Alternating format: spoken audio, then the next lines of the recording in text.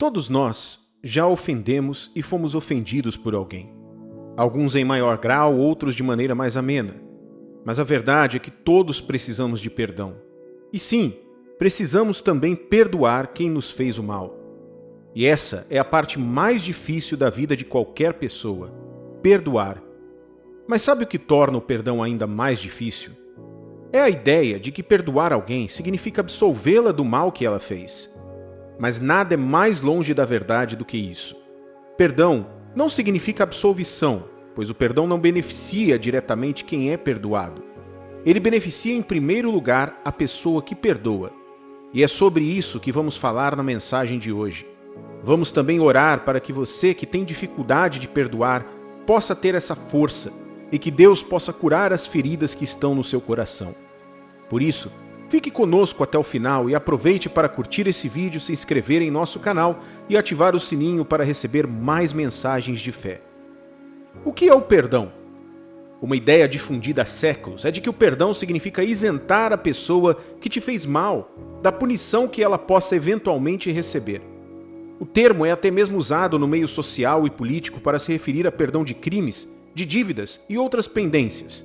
Porém, o perdão em sua essência é muito mais relacionado a quem perdoa do que a quem é perdoado.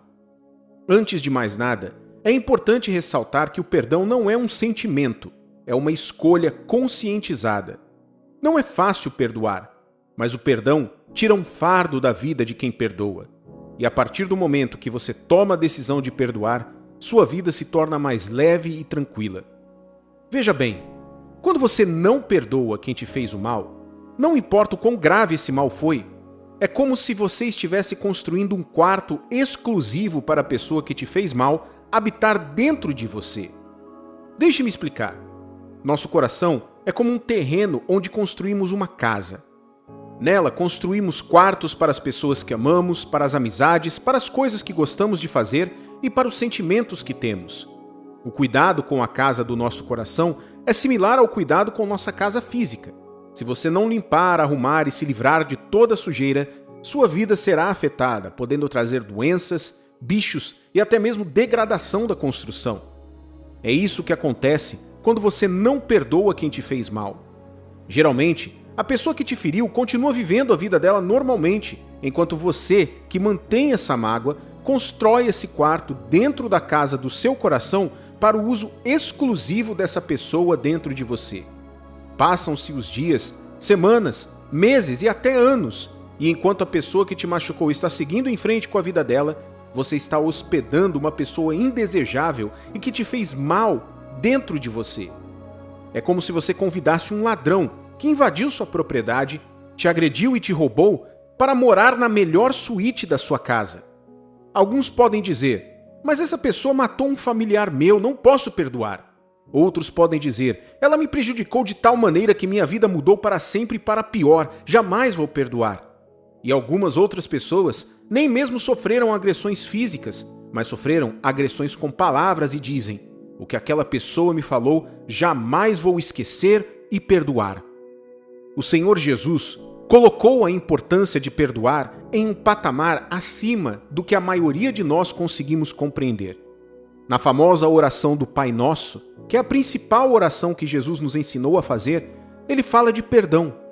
Veja o que está escrito no livro de Mateus, capítulo 6, versículos 9 ao 12, na primeira parte da oração do Pai Nosso. Portanto, vós orareis assim: Pai nosso que estás nos céus, santificado seja o teu nome. Venha o teu reino. Faça-se a tua vontade, assim na terra como no céu. O pão nosso de cada dia dá-nos hoje. E perdoa-nos as nossas dívidas, assim como nós temos perdoado aos nossos devedores. Quando Jesus diz: perdoa-nos as nossas dívidas, assim como nós temos perdoado aos nossos devedores, ele deixa claro que Deus perdoa os nossos pecados exatamente do mesmo jeito que perdoamos os pecados das pessoas que fizeram algo contra nós. Ou seja, se você não perdoar quem te fez mal, não importa o que fizeram, não adianta pedir perdão a Deus pelos seus próprios erros, pois a realidade é que você não será perdoado. Essa é a dimensão que o Senhor Jesus dá ao problema de quem não perdoa. A mágoa, assim como outros sentimentos negativos, é uma doença da alma. E o único que pode curar essa doença é o Senhor Jesus através da fé. Mas não é só a nossa vida espiritual que é prejudicada pela falta do perdão. Existem diversos estudos clínicos que apontam que pessoas que guardam mágoas têm até 31% mais chances de desenvolver doenças cardiovasculares. Isso é uma evidência de que construir um quarto dentro de você para que a pessoa que te fez mal habite pode afetar sua saúde física e mental, além, claro, da saúde espiritual. Outro ponto importante sobre o perdão é que ele não é a mesma coisa que a amnésia.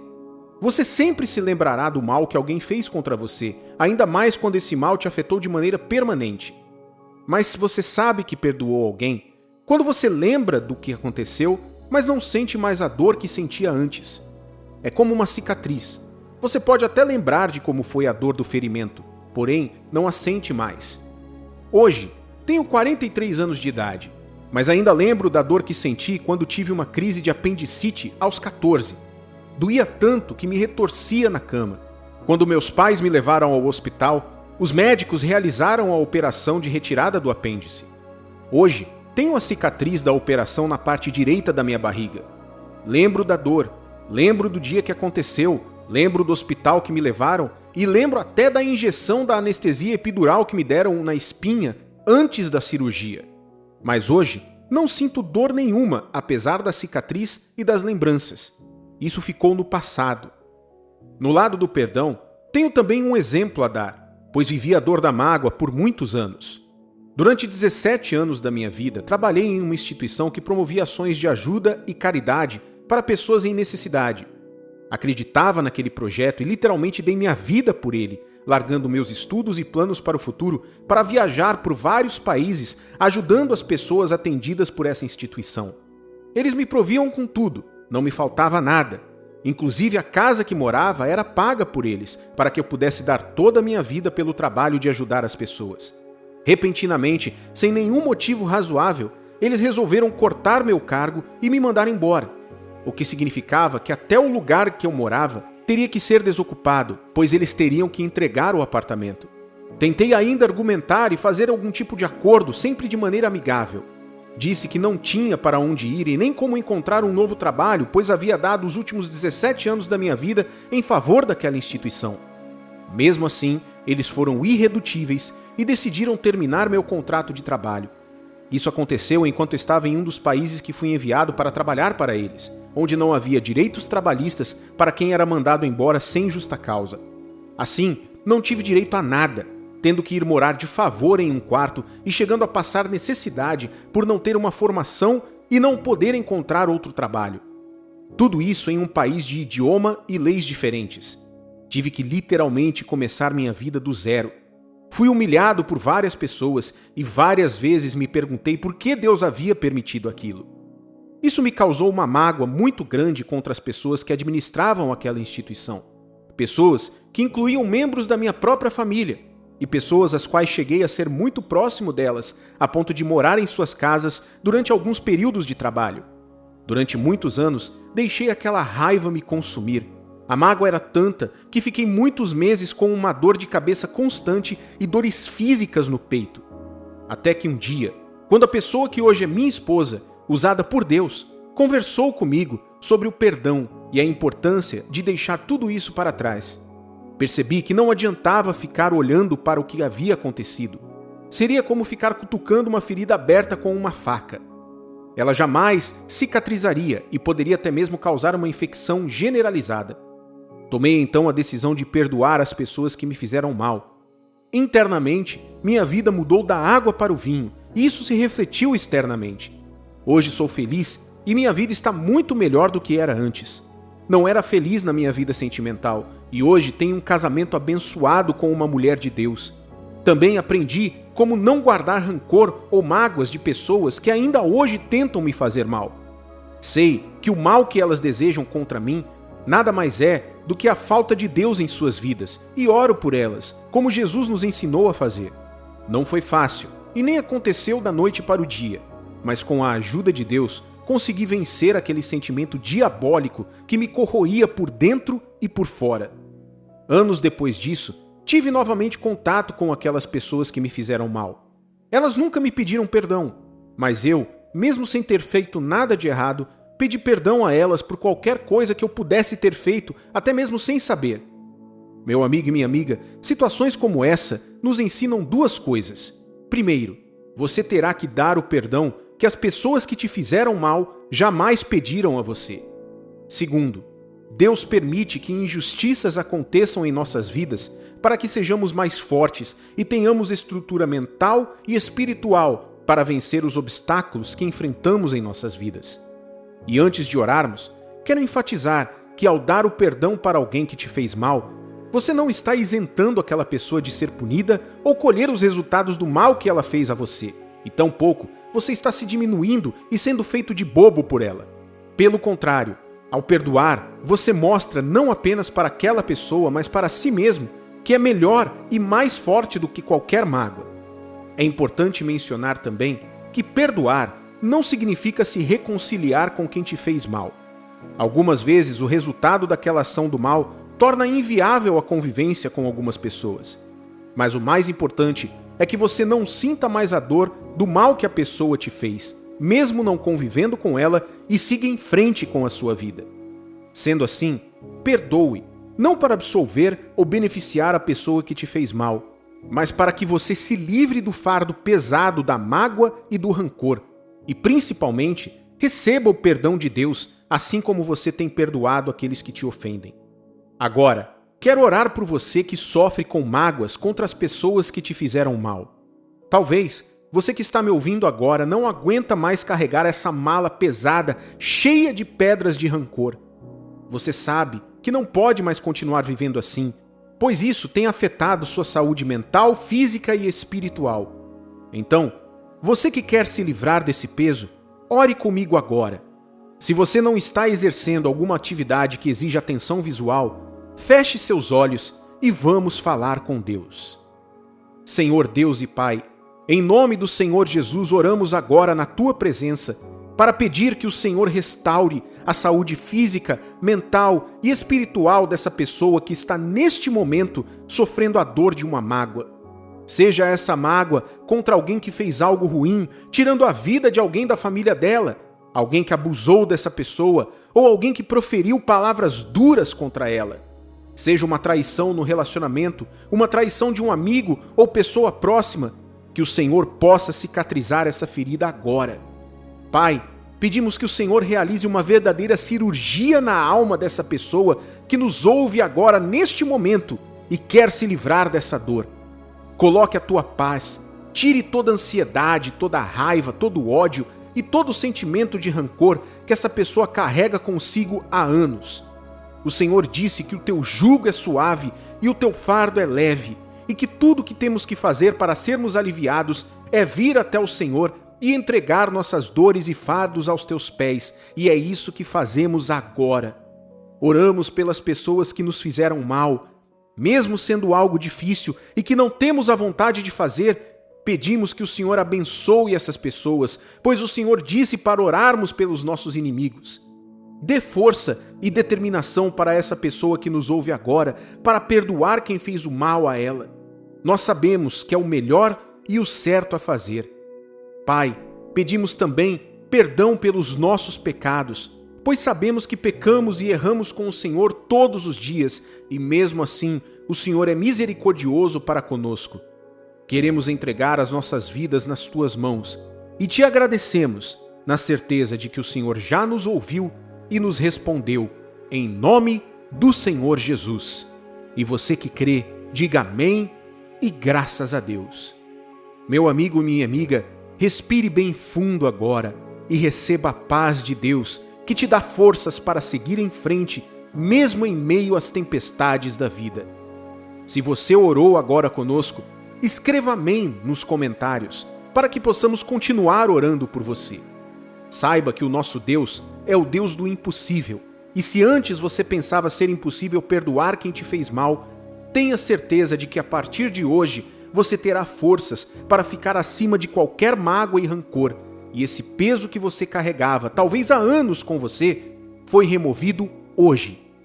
Se essa mensagem te tocou, compartilhe com outras pessoas que precisam ouvi-la, para que elas sejam tocadas também. E aproveite para curtir este vídeo, se inscrever em nosso canal e ativar o sininho, para que você continue a receber mais mensagens de fé. Que Deus te abençoe abundantemente, em nome do Senhor Jesus.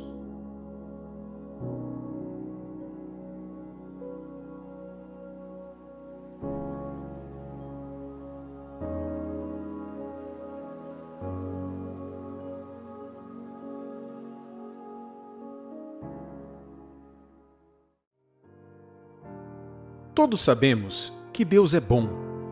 E tenha certeza disso, Deus é bom o tempo todo. Mas há uma realidade que poucas pessoas sabem, ou se sabem, ignoram. Assim como Deus é bom o tempo todo, o diabo é mau o tempo todo também. Não quero aqui dar ibope para ele, mas você não tem como vencer um inimigo que não sabe que existe ou não sabe como ele trabalha. É por isso que no vídeo de hoje, vamos falar como o diabo trabalha para não apenas trazer problemas em nossas vidas, mas nos fazer pensar que as coisas ruins que acontecem não são causadas por ele. Vamos orar também pela proteção de Deus na sua vida, para que nenhuma armadilha do mal chegue até você. Por isso, fique ligado nesta mensagem até o final e aproveite para curtir esse vídeo e se inscrever em nosso canal, assim como ativar o sininho para receber mais mensagens de fé. A luta entre o bem e o mal é tão antiga quanto a própria humanidade. Desde o dia em que a serpente, usada pelo diabo, enganou Eva no jardim do Éden, ficou muito claro que Satanás age com astúcia e sutileza para nos afastar de Deus. Embora seja mais comum pensar nos ataques e nas investidas demoníacas como algo barulhento, óbvio e escancarado, a realidade é que, na maioria das vezes, o mal opera de forma discreta, se infiltrando em nossas vidas de maneira sorrateira. O diabo não vai aparecer como vemos descrito em muitas histórias na literatura ou na mídia, de vermelho, com 2 chifres, um garfo e uma cauda. Pelo contrário, veja o que a Bíblia diz sobre o que Satanás é capaz de fazer em 2 Coríntios capítulo 11, versículo 14. E não é de admirar, porque o próprio Satanás se transforma em anjo de luz. Se Deus nos fala isso na Bíblia, é porque Ele sabe que no dia a dia as forças do mal podem se disfarçar como se fossem do bem. E isso é algo que tem muito a ver com os tempos que vivemos. Com a quantidade de informações à nossa disposição através da internet, da TV e outros meios de comunicação, é comum vermos movimentos e mensagens que propagam coisas que a princípio podem até parecer boas, mas são armadilhas para atrair as pessoas que não sabem como o mal trabalha. Certa vez, vi um grande pregador dizer a seguinte frase que é de fato muito verdadeira: o grande engano dos últimos dias não será o mal descarado, e sim uma forma do bem, que descaradamente é má aos olhos de Deus. Por isso, como cristãos verdadeiros e vigilantes, é crucial reconhecermos as artimanhas do diabo para proteger a nossa fé. Ao contrário do que se pensa, tentações diretas ao pecado descarado podem ser até mais fáceis de identificar e resistir, mas são nas situações do cotidiano, nas pequenas concessões que fazemos, que a voz enganosa do mal se torna mais perigosa. Vejamos alguns dos disfarces que o diabo usa para nos desviar do caminho e da vontade de Deus. A primeira é a dúvida semeada. Em um dos confrontos mais emblemáticos que teve com os fariseus, Jesus deixou claro que a mentira e a dúvida são plantadas pelo mal. Veja o que está escrito em João, capítulo 8, versículo 44. Vós sois do diabo, que é vosso pai, e quereis satisfazer-lhe os desejos. Ele foi homicida desde o princípio e jamais se firmou na verdade, porque nele não há verdade. Quando ele profere mentira, fala do que lhe é próprio, porque é mentiroso e pai da mentira. Uma das armas favoritas do diabo é a dúvida plantada sutilmente em nossas mentes, e ele planta essa dúvida através da mentira.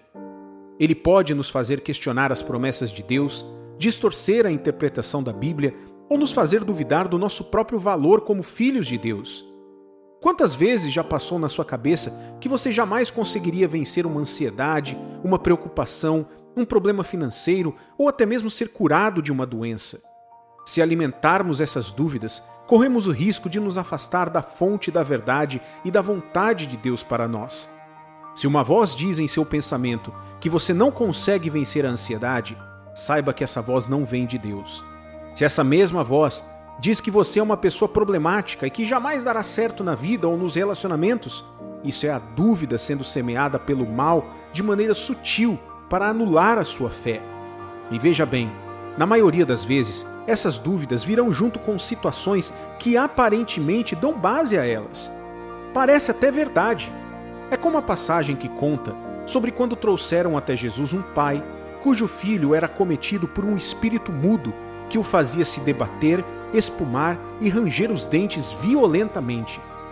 Veja o que Jesus perguntou ao pai do menino e o curto diálogo entre eles, em Marcos capítulo 9, versículos 21 ao 27. Perguntou ao pai do menino: há quanto tempo isso lhe sucede? Desde a infância, respondeu, e muitas vezes o tem lançado no fogo e na água para o matar. Mas se tu podes alguma coisa, tem compaixão de nós e ajuda-nos. Ao que lhe respondeu Jesus: se podes, tudo é possível ao que crê. E imediatamente o pai do menino exclamou com lágrimas: eu creio, ajuda-me na minha falta de fé. Vendo Jesus que a multidão concorria, repreendeu o espírito imundo, dizendo-lhe: espírito mudo e surdo, eu te ordeno, sai deste jovem e nunca mais tornes a ele. E ele, clamando e agitando muito, saiu, deixando-o como se estivesse morto, a ponto de muitos dizerem: morreu. Mas Jesus, tomando-o pela mão, o ergueu e ele se levantou. Repare que havia uma dúvida naquele pai, pois ele disse a Jesus: se tu podes alguma coisa, nos ajude. E Jesus imediatamente combateu aquela dúvida com uma palavra de fé: se podes, tudo é possível ao que crê. Nisso o pai admitiu sua dúvida, mas mesmo assim pediu a Jesus para o ajudar na sua falta de fé. Esse foi o gatilho que fez com que aquele menino fosse liberto daquele espírito maligno. Meu amigo e minha amiga, todos nós já duvidamos de Deus um dia. Que atire a primeira pedra quem nunca se perguntou se Deus nos ouvia ou não. Mas se nos voltarmos para Deus e pedir a Ele que nos ajude e nos dê sabedoria para vencer o mal, Ele promete que nos ajudará mesmo na situação mais complicada da vida. O diabo não quer isso. Ele quer que você continue duvidando de si e até mesmo de Deus, que é o Criador do universo. Então, vou dar um conselho simples para você, mas eficaz. Se tiver dúvida, duvide da dúvida. Não dê credibilidade a ela e saiba que pela fé você tudo pode. O segundo ponto pelo qual o diabo trabalha é o desânimo e o desperdício de tempo. O tempo é um recurso precioso do qual o diabo se aproveita. Ele pode nos bombardear com distrações inofensivas à primeira vista, como horas excessivas nas redes sociais, apegos a jogos eletrônicos ou maratonas de séries de TV. Essas atividades em si não são o problema. O problema começa quando deixamos de fazer coisas essenciais para desperdiçar o tempo precioso que Deus nos deu para crescermos na vida. Pare para pensar nisso que vou falar agora. Não sei que dia do mês ou da semana você está ouvindo essa mensagem, mas ela foi gravada no dia 29 de abril de 2024. Esse dia que estou gravando, 29 de abril, nunca mais voltará. Que dia é hoje que você está ouvindo esta mensagem? Pense, diga o dia agora aí. Esse dia nunca mais vai voltar. Por isso, é importante que você faça bom proveito do seu tempo para o seu crescimento pessoal e principalmente espiritual. O diabo adora nos fazer perder tempo. A maioria de nós já ouvimos o ditado: mente vazia, oficina do diabo. Ele é verdade, pois ao não usarmos nosso tempo sabiamente, abrimos uma porteira para que o diabo entre e faça da nossa mente a oficina dele. Combata isso buscando sempre algo bom para fazer. Não que você não deva descansar, pelo contrário, o descanso é algo que Deus estabeleceu para restaurar nossas forças físicas, mentais e espirituais. Mas jamais deixe o ócio ser o seu padrão de vida. Veja o que está escrito no livro de Efésios, capítulo 5, versículos 15 ao 17. Portanto, prestem atenção na sua maneira de viver. Não vivam como os ignorantes, mas como os sábios. Os dias em que vivemos são maus, por isso aproveitem bem todas as oportunidades que vocês têm. Não ajam como pessoas sem juízo, mas procurem entender o que o Senhor quer que vocês façam. A terceira maneira pela qual o diabo trabalha é através da racionalização do pecado. Isso é muito importante. Uma vez fisgados pela isca da tentação a fazer algo errado, desde uma mentirinha que pensamos que não vai fazer mal a ninguém, até os mais graves dos atos que desagradam a Deus, o diabo tenta nos convencer de que ceder a ela não é algo assim tão grave. Ele diz, todo mundo erra, ou Deus é misericordioso e vai te perdoar, ou é só dessa vez. Essa minimização do pecado nos leva a uma perigosa zona de conforto, onde gradativamente nos afastamos da vontade de Deus, dando assim espaço para o mal agir em nossas vidas. Não pense que algo é certo apenas porque todo mundo faz. Tenho certeza que muitos que estão me ouvindo agora também passaram pela situação que vou descrever a seguir. Quantas vezes, quando éramos crianças ou até mesmo adolescentes, nossos colegas de escola nos chamavam para fazer algo ou ir em algum lugar específico. Isso já aconteceu comigo. Meus amigos me chamavam para sair à noite, onde muitas vezes eu poderia ficar sujeito aos perigos desse mundo. Eu pedia à minha mãe se podia ir. Quando ela via que o lugar não era bom ou a situação não era das melhores, ela me dizia um sonoro não. Meu primeiro argumento era, mas todo mundo vai. No que minha mãe respondia prontamente, você não é todo mundo. Nossos pais sabiam que não era porque todos os nossos colegas faziam tudo de errado que nós deveríamos fazer também. Claro que na época eu achava ruim, pois queria me divertir com meus amigos, queria fazer o que todo mundo fazia. Mas hoje, vejo o quão importante foi minha mãe me ensinar isso. O mesmo se aplica com o pecado. Não é porque todo mundo apenas mora junto sem se casar que você deve fazer o mesmo. Não é porque todo mundo mente que você deve mentir também. Não é porque todo mundo dá o famoso jeitinho brasileiro para se dar bem que você deva fazer isso. Seja a luz no meio das trevas. Seja a diferença. No início é difícil, mas saiba que se você resistir ao diabo, ele fugirá de você. E depois você vai tirar isso de letra. Quero orar agora por você que tem sido atacado pelos maus pensamentos, pelas dúvidas, pelo desejo do pecado. Quero orar também por você que talvez já se encontra agindo de acordo com o mal, mas quer se arrepender e se voltar para Deus hoje.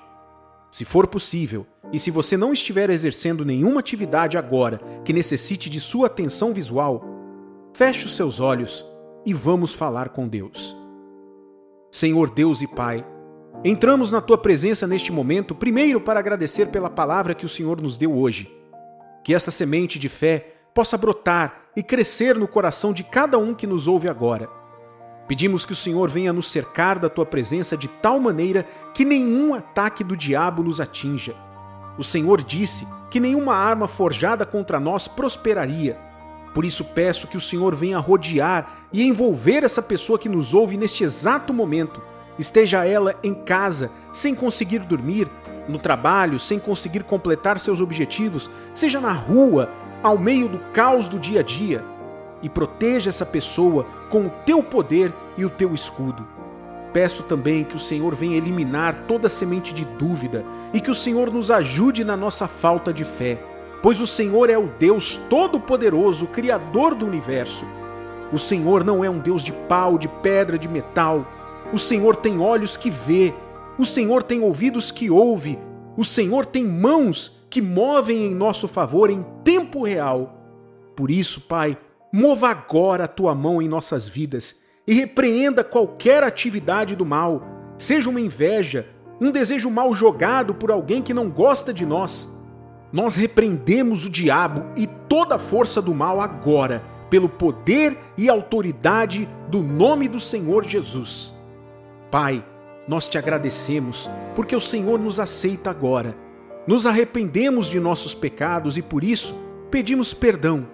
Declaramos o Senhor Jesus como nosso único Salvador e aceitamos o sacrifício que o Senhor fez na cruz como suficiente para nos dar a salvação da nossa alma no porvir e a vida abundante aqui na terra. Eu entrego a vida dessa pessoa que me ouve agora, Pai, nas tuas mãos, na certeza que o Senhor já ouviu e respondeu a nossa oração. Em nome do Senhor Jesus, e você que crê, diga amém e graças a Deus. Se você orou conosco agora, escreva amém nos comentários. Meu amigo e minha amiga, depois dessa oração, respire fundo e receba agora a paz de Deus. Saiba que enquanto você colocar Deus à frente da sua vida, nenhum mal poderá te tocar. Ande com Deus e Ele andará com você aonde quer que você for. Se essa mensagem te tocou e se você quer receber mais mensagens como esta, não esqueça de curtir este vídeo, se inscrever em nosso canal e ativar o sininho.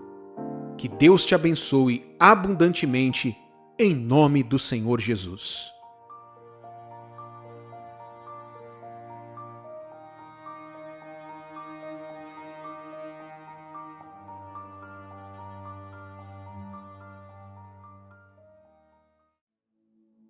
Todo dia 1º de maio, boa parte do mundo relembra duas coisas: o Dia do Trabalhador e a morte de Ayrton Senna. Em 2024, 30 anos se passaram desde que no Grande Prêmio de San Marino uma tragédia abalou o mundo do automobilismo e principalmente o Brasil inteiro. Ayrton Senna da Silva, tricampeão mundial de Fórmula 1, sofreu um acidente fatal na curva Tamburello no circuito de Imola, na Itália. Sua morte, aos 34 anos, deixou um vazio imenso no coração de milhões de fãs. Uma morte trágica e repentina sempre nos impacta e quase sempre de maneira negativa. E é sobre isso que vamos falar hoje. O que podemos aprender com a morte de Ayrton Senna e como podemos usar exemplos da vida dele para nosso crescimento pessoal e espiritual. Vamos também orar por você, que talvez tenha perdido um ente querido ou uma pessoa próxima, ou até mesmo você que não perdeu ninguém, mas que necessita de inspiração e motivação para continuar firme e vencer na vida. Por isso, encorajo você a ficar conosco até o final e aproveite para curtir esse vídeo, se inscrever em nosso canal e ativar o sininho para receber mais mensagens de fé para a sua vida. A partida de uma pessoa querida, como foi o caso de Ayrton Senna para o Brasil, é sempre um choque, ainda mais quando os eventos que levaram a isso são mais trágicos ainda. Vamos brevemente relembrar o que aconteceu naquele final de semana trágico para o esporte mundial. Primeiro, na sexta-feira, dia 29 de abril, o então novato Rubens Barrichello teve um acidente assustador com sua Jordan nos treinos livres para o Grande Prêmio de San Marino de Fórmula 1. Mesmo com a gravidade do acidente, Barrichello sofreu apenas uma fratura no nariz. Mesmo assim, foi impedido pela equipe médica de participar da corrida. Ayrton Senna inclusive o visitou no hospital para garantir que ele estava bem. No sábado, durante o treino de classificação para a corrida, outro piloto, o austríaco Roland Ratzenberger, bateu na curva Villeneuve, depois da asa dianteira do seu carro se soltar inesperadamente. Ele morreu pouco depois. Ayrton Senna viu a batida através do monitor de TV em sua garagem e, imediatamente chocado com o que viu, se negou a continuar os treinos de sábado. Houve muita discussão sobre se o evento deveria ocorrer ou ser interrompido. Mesmo assim, os carros alinharam no grid para a corrida de domingo. Há imagens disponíveis na internet de Ayrton Senna já sentado em seu carro antes do início da corrida, com um olhar pensativo. Logo na largada, outro acidente ocorreu, provocando a entrada do carro de segurança na pista. O carro do piloto J.J. Leto ficou parado no meio da pista e o piloto português Pedro Lamy, sem vê-lo, atingiu em cheio a traseira do carro da Benetton, fazendo com que os pedaços dos dois carros voassem para fora da pista e ferissem alguns espectadores nas arquibancadas. Mesmo assim, a corrida continuou. Ayrton Senna liderava, com Michael Schumacher em segundo. Após limparem a pista dos destroços da primeira batida, na volta 5, o carro de segurança voltou para os boxes e a corrida continuou em velocidade total, ainda com Ayrton Senna em primeiro e Schumacher em segundo.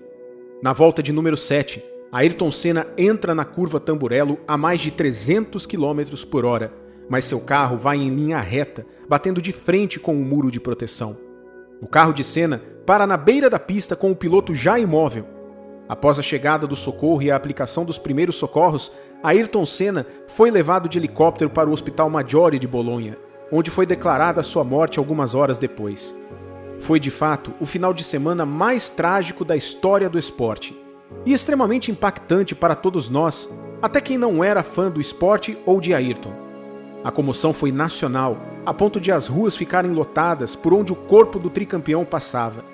Ayrton Senna foi sepultado no cemitério do Morumbi, em São Paulo, e na sua lápide está uma referência bíblica da passagem de Romanos, capítulo 8, versículo 38, onde diz: "Nada pode me separar do amor de Deus." A morte, por natureza, é inesperada.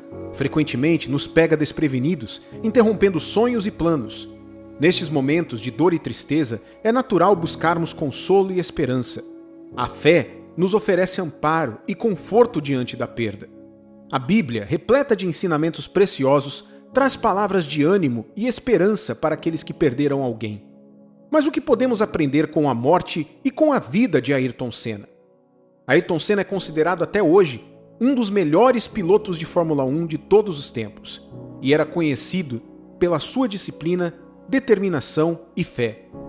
Em uma de suas principais vitórias, no Grande Prêmio do Brasil de 1991, em que teve que dar as últimas 7 voltas da corrida usando apenas a 6ª marcha, ele declarou em entrevista após a corrida que durante as últimas 3 voltas iria vencer porque Deus iria dar a vitória a ele, e que foi isso que aconteceu. Deus havia dado a ele aquela vitória. Em outra entrevista, ele também afirma que sempre orou antes de entrar no carro e que havia se aproximado mais de Deus nos últimos tempos e que tinha paz, mesmo nos momentos de dificuldades. E sobre a morte, Senna disse: "O dia que chegar, chegou. Pode ser hoje ou daqui 50 anos. A única coisa certa é que ela vai chegar." Isso mostra a determinação e a tranquilidade que ele tinha, tanto na hora de competir, quanto na hora de refletir sobre a morte e sobre Deus. A crença de que a morte não é o fim, mas sim a passagem para a vida eterna ao lado de Deus, traz uma perspectiva diferente para os momentos de perda. A saudade e a dor do momento não desaparecem, mas a esperança de uma eternidade com Deus traz alívio e força para seguir adiante.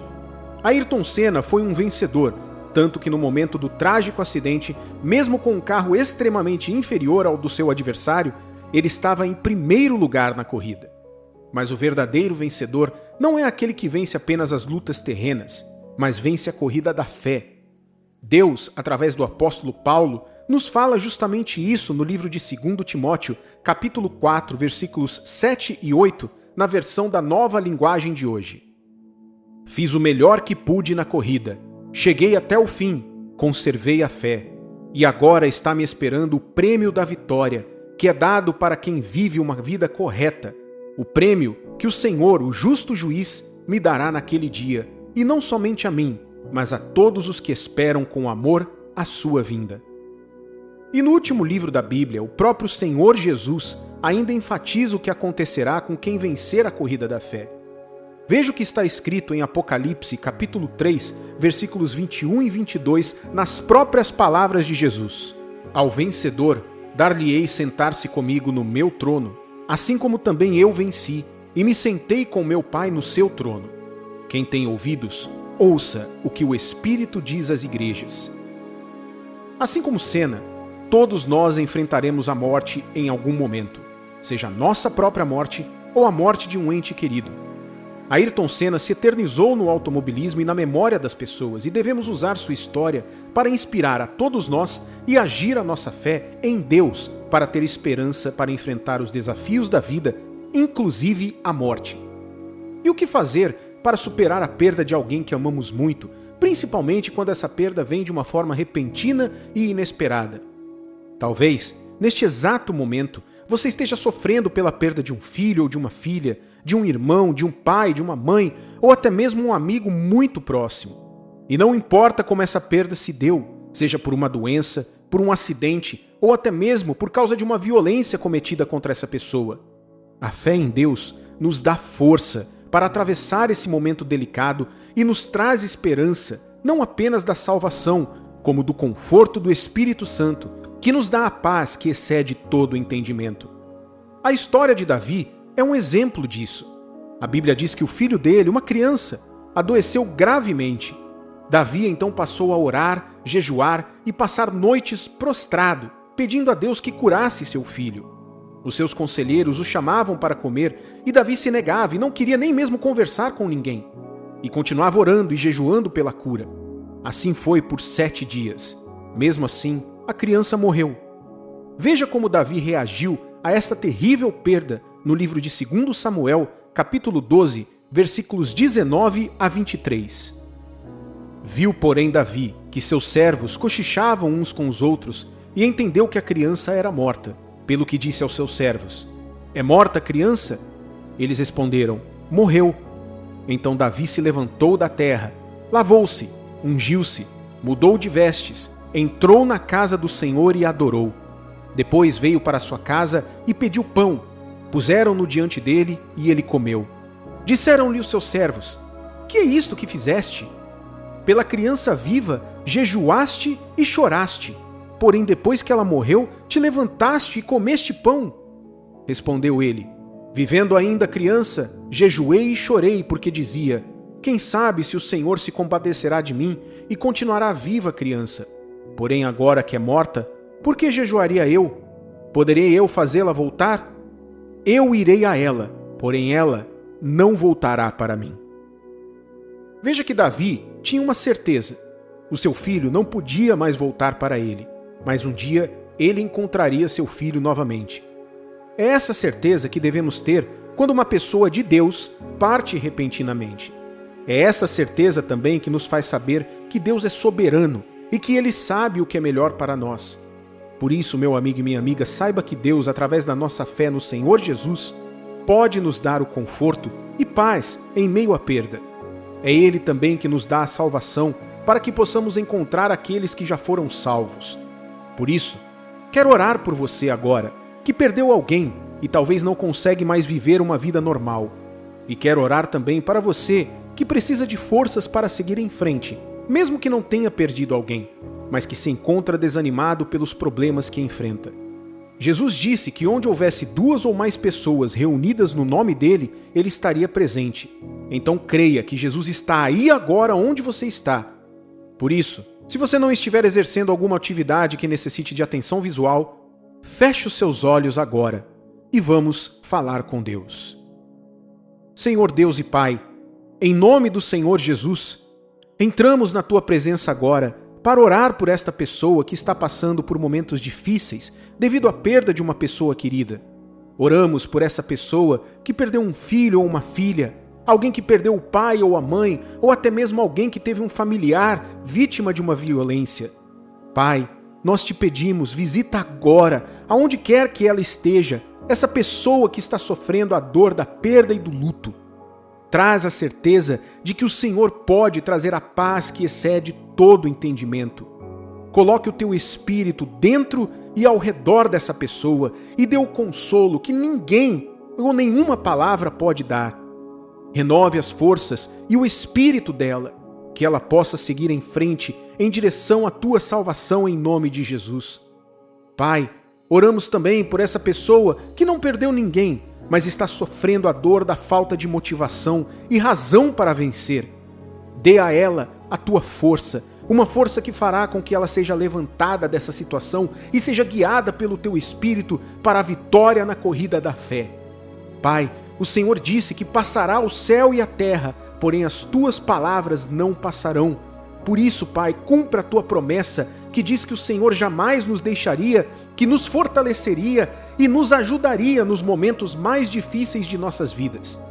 Neste momento, entregamos todos os fardos do sofrimento, da dor, da derrota e da perda. O Senhor prometeu nos aliviar se viéssemos até Ti. Então traz esse alívio a todos que estão ouvindo e orando conosco agora. É o que te pedimos e te agradecemos, na certeza pela fé de que o Senhor já nos ouviu e já nos atendeu. Em nome do Senhor Jesus. E você que crê, diga amém e graças a Deus. Meu amigo e minha amiga, respire bem fundo agora e receba a paz e a força de Deus. E se você orou conosco agora, escreva amém nos comentários. Tenha certeza de que Deus está com você aí agora e que a partir de hoje a paz e a força estarão com você onde quer que você for. Se essa mensagem te ajudou e tocou a sua vida, envie para alguém que precisa, para que essa pessoa também receba a força e a paz de Deus. E não esqueça de curtir este vídeo, se inscrever no canal e ativar o sininho, para que você continue recebendo mensagens de fé. Que Deus te abençoe abundantemente, em nome do Senhor Jesus.